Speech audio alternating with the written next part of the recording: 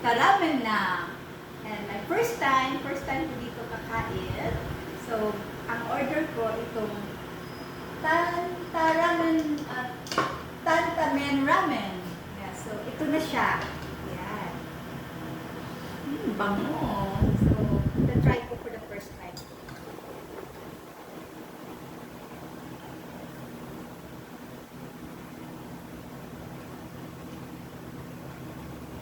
Sarap. Sarap siya. Try ko rin ito yung gyoza.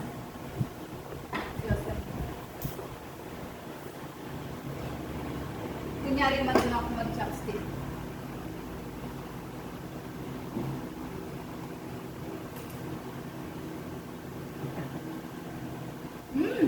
Sarap! Hindi ka magsisisi.